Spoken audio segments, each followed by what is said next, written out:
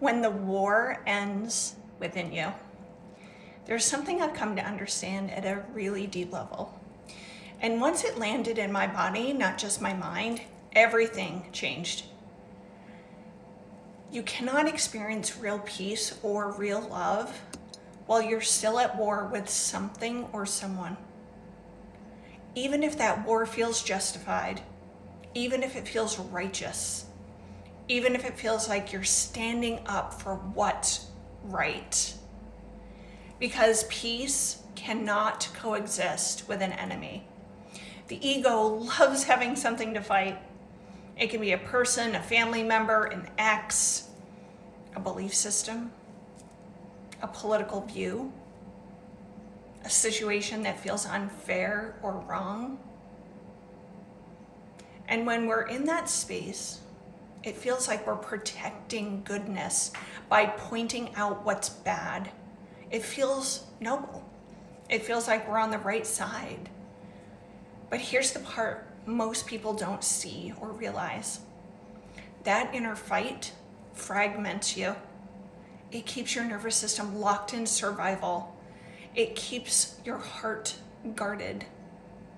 And it quietly blocks the very things you want most. Love, peace, clarity, wholeness, emotional freedom.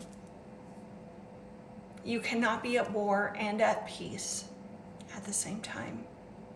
Every enemy we create outside of ourselves is simply a reflection of a conflict still unresolved within us. And that inner conflict will drain your energy far more than any external person or situation ever could. So I want to invite you into something softer and far more powerful.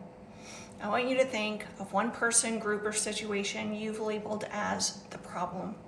Not to blame them and not to blame yourself, but simply to become curious. Before reacting, ask yourself, what pain, what conditioning, what fear might be shaping their behavior? And just as honestly, what pain or fear might be shaping my reaction? That single shift from defending and attacking to understanding, that's where peace enters. That's where your nervous system begins to regulate. That's where your heart starts to open again. And let me be clear. Understanding does not mean you allow someone access to you. It does not mean excusing harmful behavior, toxic behavior, or abuse. It does not mean repeating old patterns. It simply means you stop carrying the war inside your own body and mind. You stop replaying the story. You stop feeding the loop. You stop shaming, blaming, and fighting internally. And instead you observe. Oh, this is the conflict that's been living in me. This is what's been holding my energy hostage.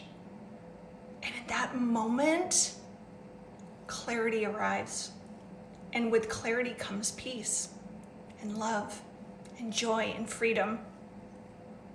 None of that comes from defeating an enemy. None of it comes from winning a war. It comes from dissolving the illusion that there was ever an enemy at all. When the war ends inside you, it ends everywhere. So take a breath, let your body soften, and allow yourself to choose peace. Not because you're giving up, but because you're finally free.